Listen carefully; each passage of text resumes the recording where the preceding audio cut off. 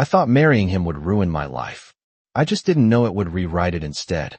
The pen felt heavier than it should have, like it knew something I didn't, like it was warning me, but I signed anyway, my name trembling slightly on the courthouse paper while the fluorescent lights above us buzzed softly, cold and indifferent to the kind of mistake I was about to make. And behind me, I heard it. The laughter, low at first, then spreading, sharp and unmistakable. The kind of laughter people use when they think they're watching someone else's life fall apart. And maybe they were. Because from where I stood, this felt like the moment everything tilted in the wrong direction, like stepping off a curb and realizing too late there was no ground beneath your foot. And I should have stopped, should have looked at him again, should have asked more questions, but I didn't, because desperation doesn't leave room for logic. It just pushes you forward and tells you to deal with the consequences later. And later was already standing right beside me, silent, composed, holding the same pen I had just used like it belonged to him, like everything did, Sebastian Kane. Or at least that's what he told me his name was, a waiter I met less than 48 hours ago in a place that smelled like burnt coffee and regret, a man who wore a white shirt with sleeves rolled up to his elbows and spoke like he had nowhere else to be, like time bent around him instead of the other way around.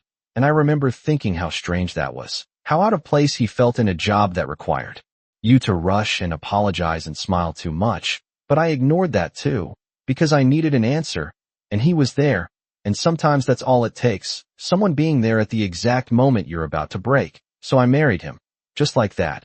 No ring, no dress, no family standing beside me, just signatures and witnesses who didn't even look up from their phones. And the echo of my sister's voice in the hallway telling anyone who would listen that I had officially lost my mind, that I had married beneath me, that I had thrown everything away for a man who probably lived off tips and borrowed time.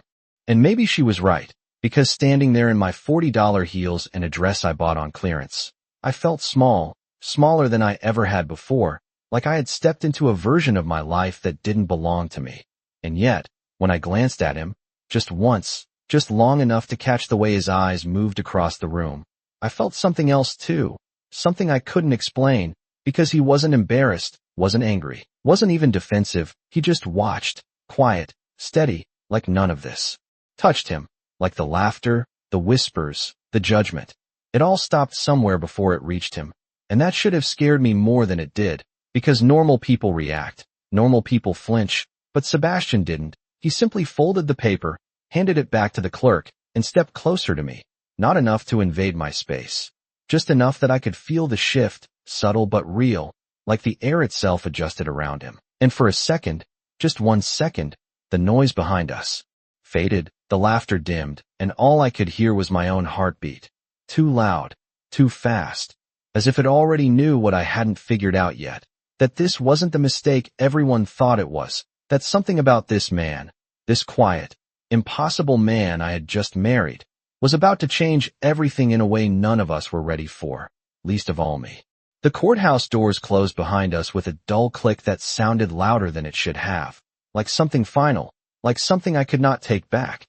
And the air outside felt different, cooler, sharper, carrying the faint scent of rain even though the sky was still clear. And for a moment I just stood there on the concrete steps, blinking at the late afternoon light, trying to catch up to the reality that I had just married a man I barely knew, a man who now stood beside me with his hands in his pockets like this was any other day, like we had just finished a casual errand instead of rewriting my entire life in less than an hour. And behind us, the laughter followed, spilling out through the open doors as my sister's voice rose above the rest, light and cruel, telling anyone who would listen that this would not last a week, that I would come crawling back once reality hit, that a man like him could never give me anything worth keeping. And I felt the heat rise in my chest. Not quite anger, not quite shame, something tangled in between, because part of me wondered if she was right, if I had just traded one mistake for another.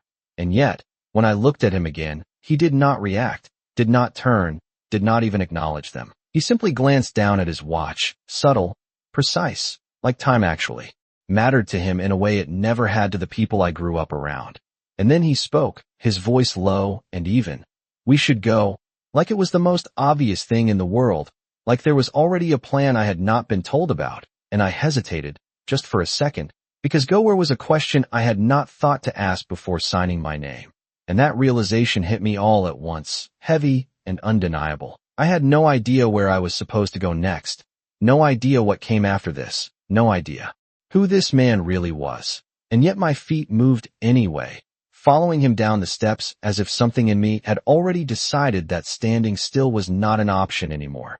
And that was when I noticed the first thing that did not make sense. The car waiting at the curb was not his, at least not the kind of car a waiter could afford, sleek black, polished to the point where the city reflected across its surface like a mirror. The engine already running, quiet but powerful, and the man standing beside it straightened the moment he saw us, not casually, not politely, but with a kind of alertness that felt practiced, intentional. And when Sebastian approached, the man opened the door without a word, his posture shifting just enough to suggest something I could not quite name. Respect, maybe, or something closer to it.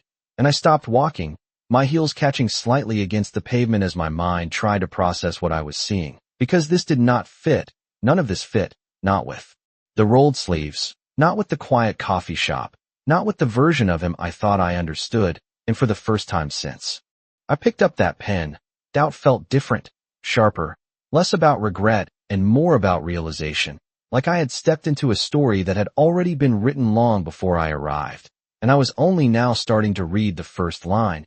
And he noticed, of course he did, because his eyes shifted to me, calm, steady, like he had been waiting for this moment, not surprised, not rushed, just watching, giving me exactly enough time to decide whether I would keep following or finally ask the question that had been building in my chest since the moment I met him. But the words stayed stuck somewhere between thought and breath, because something in the way he stood there, composed, certain, made one thing painfully clear: whatever answer he had, it was not going to change anything. And somehow, without understanding why, I already knew that walking away was no longer the easier choice. I should have asked him then, right there on the sidewalk with the city noise filling the silence between us. But instead I stepped forward, slow at first, then with a strange kind of certainty I could not explain, and slid into the back seat of the car like I had done it 100 times before, like this was normal, like nothing about this day had already gone completely off script, and the door closed with a soft, controlled sound that felt deliberate, final, sealing me inside a space that smelled faintly of leather and something cleaner, sharper, like everything in here had been chosen on purpose. And he followed a second later, settling beside me with the same quiet composure. No rush, no hesitation, just presence. And as the car pulled away from the curb, smooth enough that I barely felt the movement, I realized no one had asked for directions, no one had checked a map, like the destination had already been decided long before I ever stepped into this vehicle. And that thought settled somewhere deep in my chest, heavy and undeniable, because I had not given him my address, had not told him where I lived, had not said anything at all, and yet here I was, being taken somewhere I did not know, with a man I did not understand, and somehow that felt less frightening than it should have, which was its own kind of warning, because normal people would have panicked by now, normal people would have demanded answers, but I just sat there, hands folded in my lap, watching the reflection of the city slide across the window as the buildings shifted from familiar to something else, something quieter, more distant, and beside me, Sebastian remained exactly the same, still, controlled, his gaze forward like he was tracking something only he could see, and I could feel it again. That difference, that gap between who I thought he was and who he might actually be, growing wider with every passing block, until I could not ignore it anymore. Until the question finally pushed past whatever hesitation had been holding it back. "This is not your car," I said, my voice steadier than I expected, and for a moment, just a moment, I thought he might not answer, but then his eyes shifted slightly, not fully turning to me, just enough to acknowledge that I had spoken. "No," he said simply, like the truth required nothing more than that. No explanation, no apology, just a single word that somehow confirmed everything I was starting to suspect, and I swallowed, trying to keep my thoughts from racing too far ahead of me. "Then whose is it?" I asked, softer this time, because something about him made questions feel heavier than they should have, like they carried consequences I could not yet see. And this time, he did turn, slowly, deliberately, his eyes meeting mine with a kind of clarity that made it impossible to look away, and there was no hesitation in his expression, no uncertainty, just calm, absolute certainty, the kind that does not need to prove itself. Mine, he said, and the word landed differently than it should have.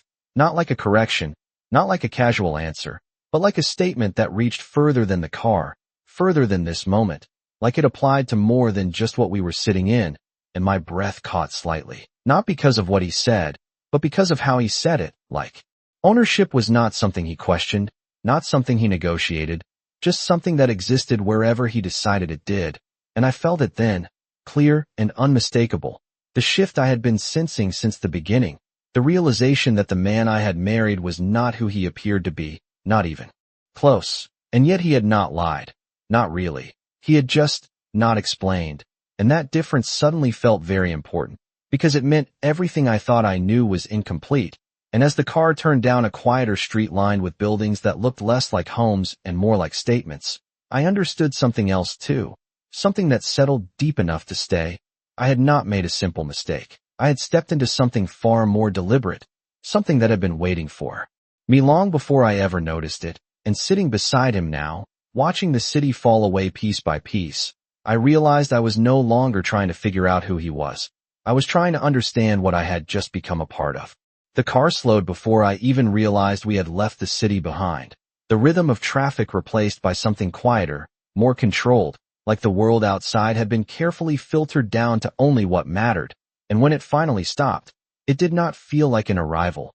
It felt like a transition, like crossing a line I could not see but somehow understood, and I hesitated before reaching for the handle, just for a second, because stepping out meant accepting whatever came next, and I was not sure I was ready for that. But Sebastian had already moved, the door opening smoothly as he stepped out without looking back, not checking if I would follow, not asking, just assuming, and that assumption did something to me, something subtle but undeniable, because it left no space for doubt, no space for hesitation, only a quiet expectation that I would be there when he turned, and I was, my heels touching the pavement as I stepped out into a place that did not look like anything I was used to, the building in front of us rising in clean lines of glass and steel, too precise, too intentional to be anything ordinary, the kind of place that did not need to announce its value because it was obvious in every detail, from the way the lights reflected off the polished entrance to the silence that seemed to hold the entire street in place,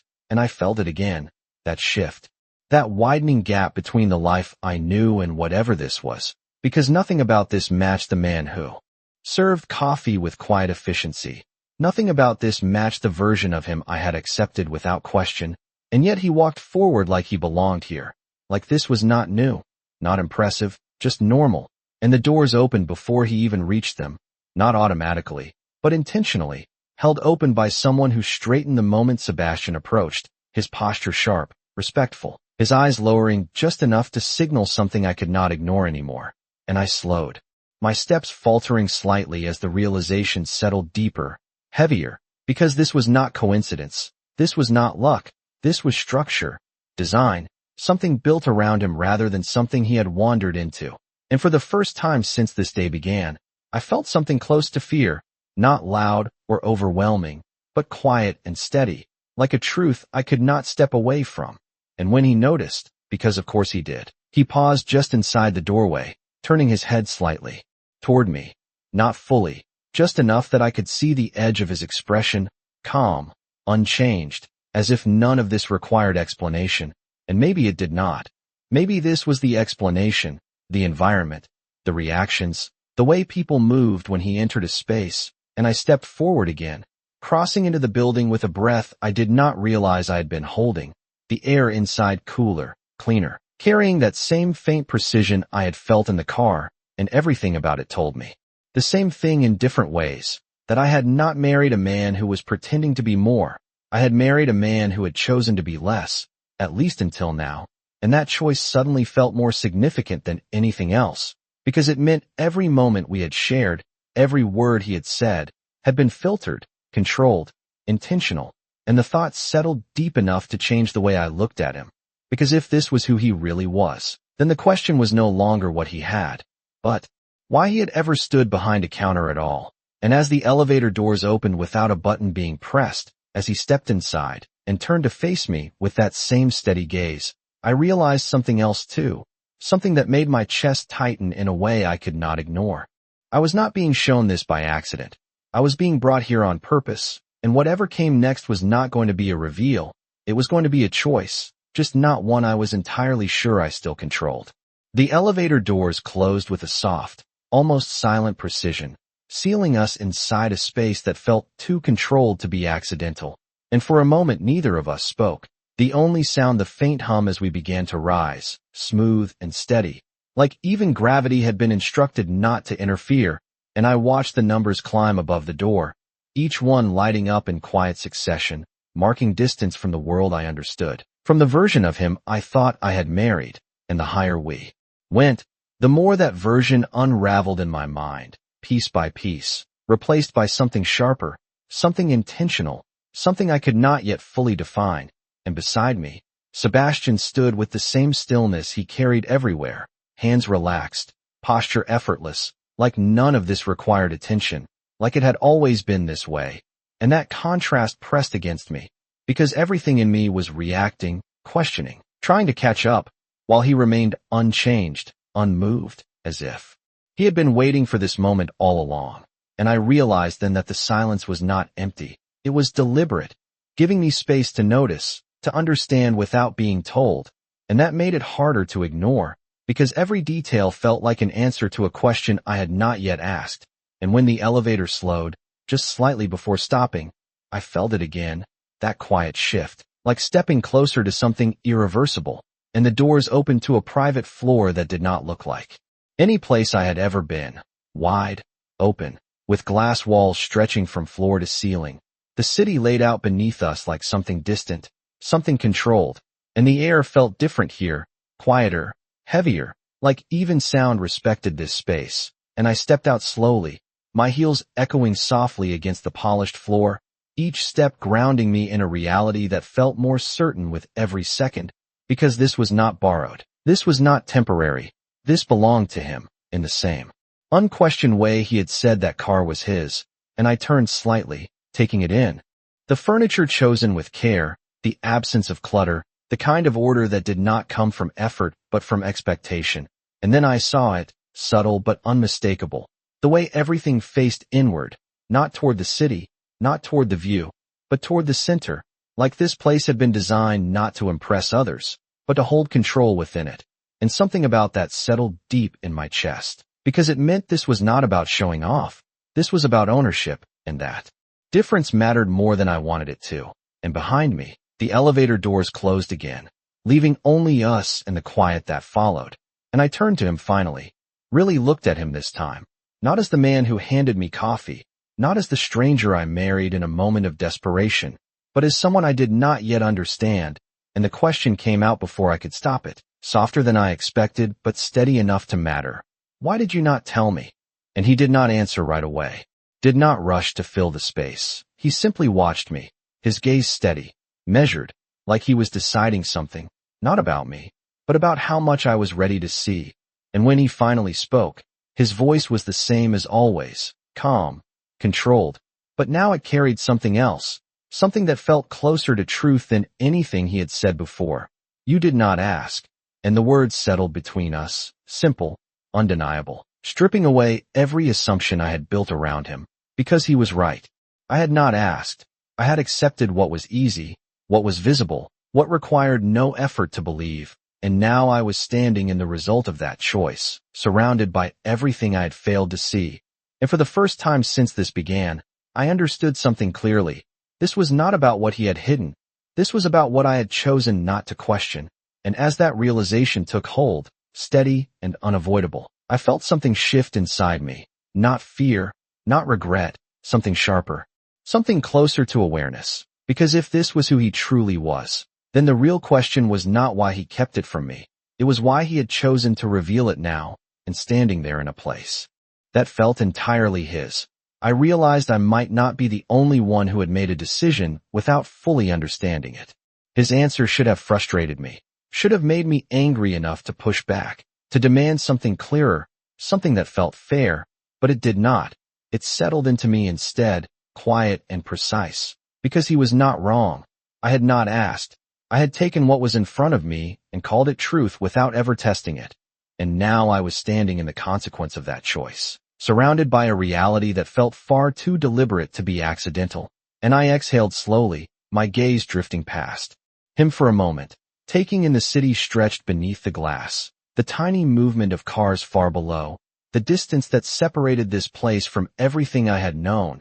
And it hit me then, not all at once, but in pieces, that nothing about today had been random, not the moment I met him, not the way he agreed so easily, not even the timing of everything falling into place. And that realization shifted something deeper than doubt, something closer to understanding, because if this had been planned, even partially, then I was no longer reacting to a mistake. I was stepping into something intentional, and I turned back to him, studying him in a way I had not allowed myself to before, noticing the details I had overlooked, the way he held himself, the absence of hesitation in his movements, the quiet certainty in his gaze, and it felt different now, heavier, because I knew those things had always been there. I had just chosen not to see them, and the question that followed was not really looked this time, as if measuring something I could not see, and the silence stretched just long enough to feel intentional, not empty, not uncertain, but chosen.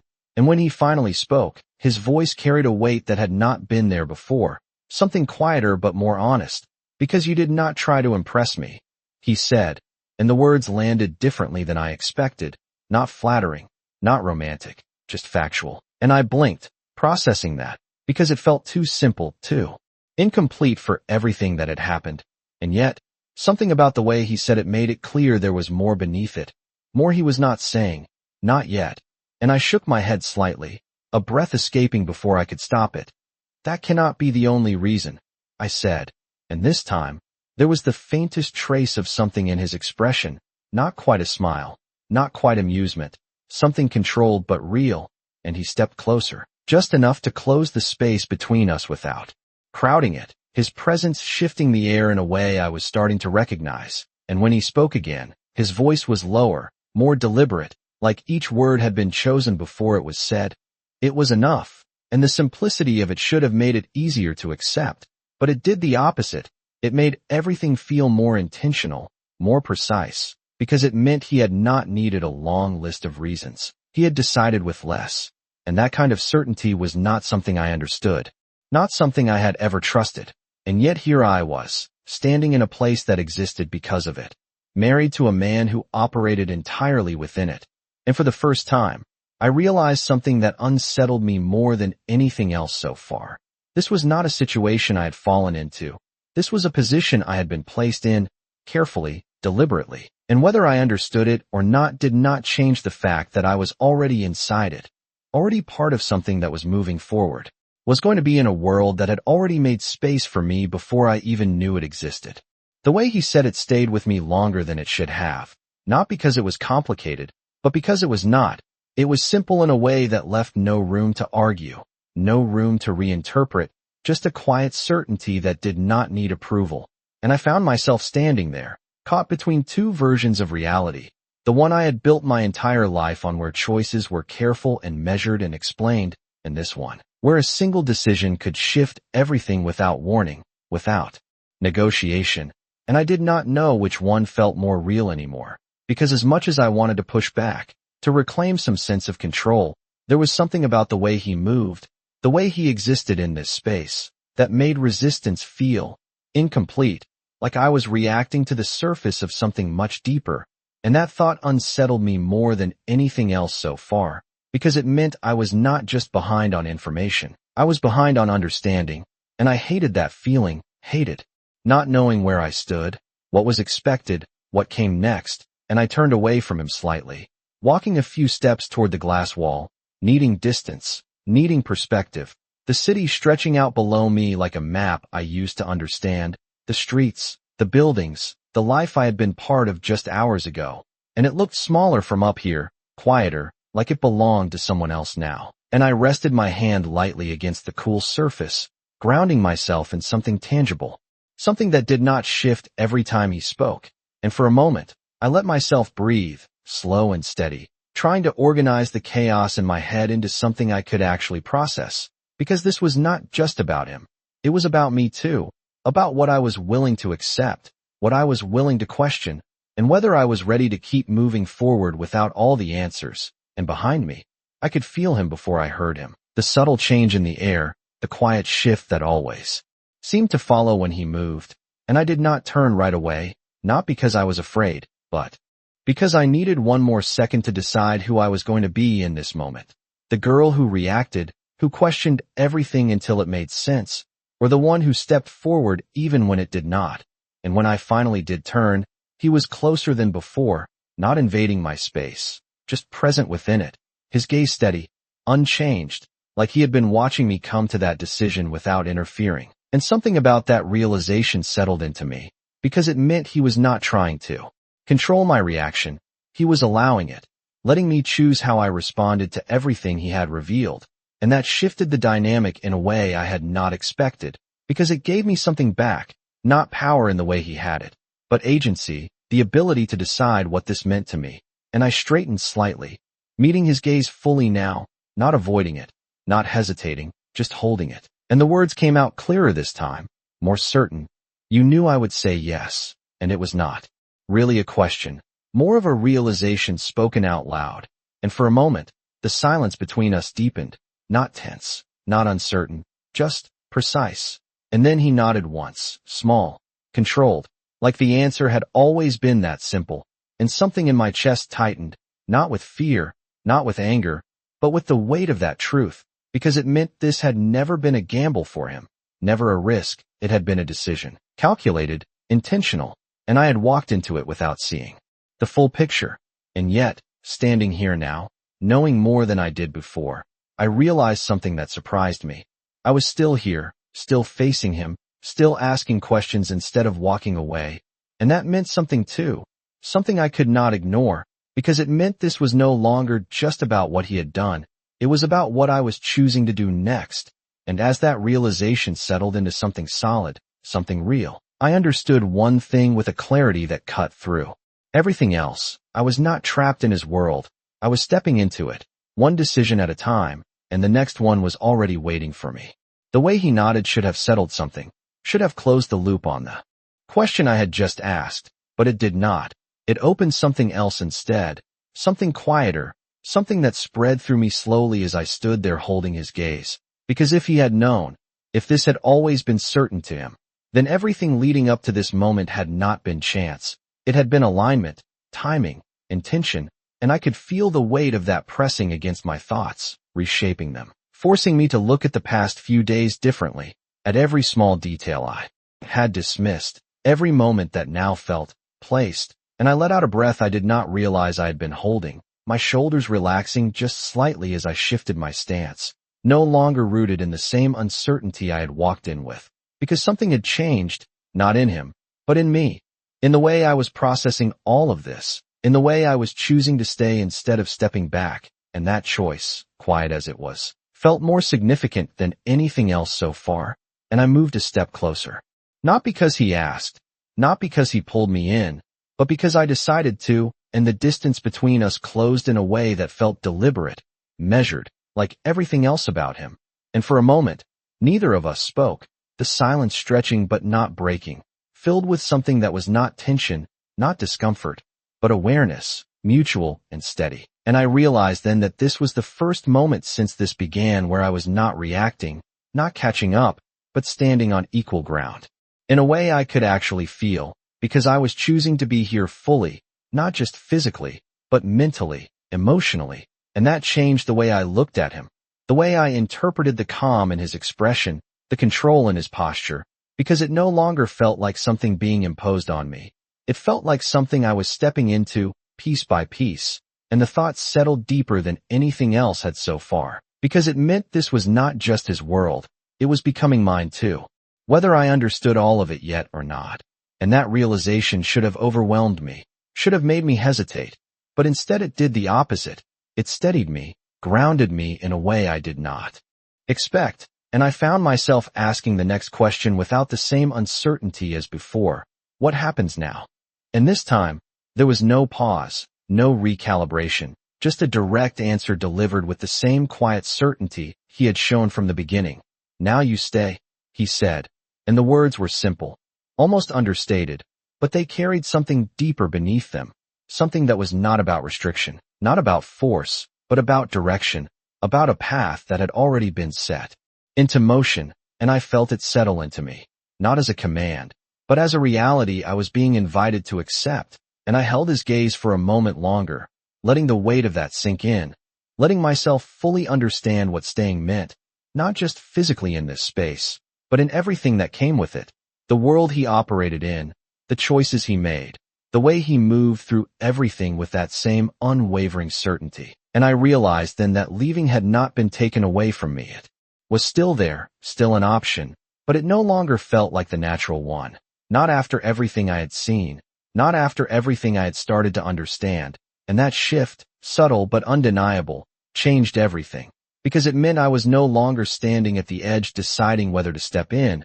I was already inside, already part of something that had begun long before I recognized it. And as that realization settled into something solid, something I could not ignore, I understood one final thing in that moment, clear and steady and impossible to undo. He had not just chosen me, he had made space for me. And now the only question left was whether I was ready to become someone who could exist within it. His words did not echo, they settled, quiet and steady, like something that had already been decided long before I heard it. And I stood there for a moment longer, letting the silence stretch just enough to feel real. Because "Now you stay" was not just about this room, not just about this building or the city spread out beneath us. It was about everything that came with it, everything I had only begun to understand. And I could feel the weight of that pressing against my thoughts, not overwhelming, not suffocating, but present, undeniable, like standing at the center of something that would keep moving whether I hesitated or not. And for the first time since this all began, I did not look for a way out. I looked for where I fit. And that shift surprised me more than anything else, because it meant I was no longer trying to undo what had happened. I was trying to understand what it meant, and that was a different kind of question entirely. One that required something more than reaction, something closer to acceptance, and I moved again, not away from him, not toward the door, but further into the space, my steps slow but certain as I took in more of what surrounded us. The details I had not fully processed before, the quiet precision of everything, the absence of anything unnecessary, and it felt less like a place to live and more like a place to operate, a center point where decisions were made and carried outward without hesitation. And that realization settled deeper than I expected, because it meant his life was not divided.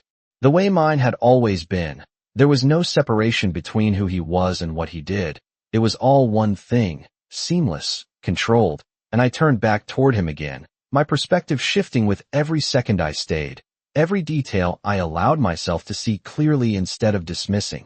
And he was watching me, not closely in a way that felt intrusive, but steadily, like he was tracking something internal, not my movements, but my understanding. And I realized then that this was not just about revealing his world to me. It was about watching how I responded to it, how I adjusted, how I chose to stand within it. And that awareness did something unexpected.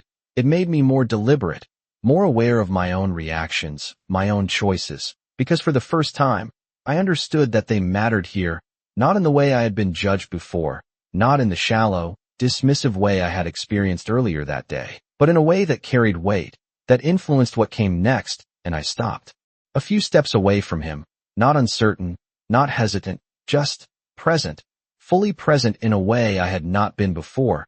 And I held his gaze again, steady, unbroken, because I was no longer trying to figure out if I could feel that shift inside me, steady and undeniable, like something aligning into place after being scattered for too long.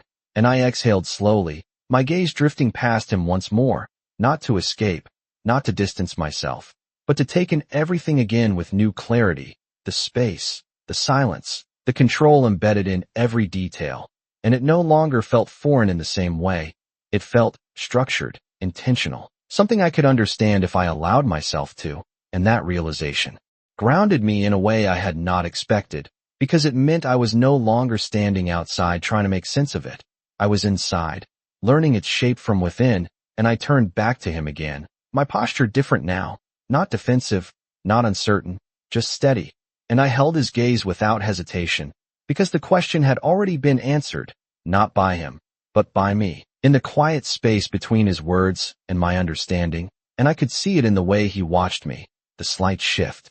In his focus, like he recognized that change before I even spoke, like he had been waiting for it, not forcing it, not rushing it, just allowing it to happen on its own, and something about that made everything feel sharper, more intentional, because it meant this moment mattered, not just to me, but to him as well, and I took one step closer, closing the distance that had once felt uncertain, but now felt defined, chosen. And when I spoke, my voice was calm, steady, carrying none of the hesitation that had been there before.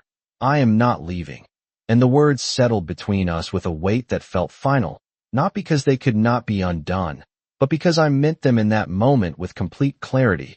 And for the first time since I met him, something in his expression shifted in a way that was unmistakable, not dramatic, not overwhelming, but real, a subtle easing, like a confirmation of something he had already known but still chose to wait for.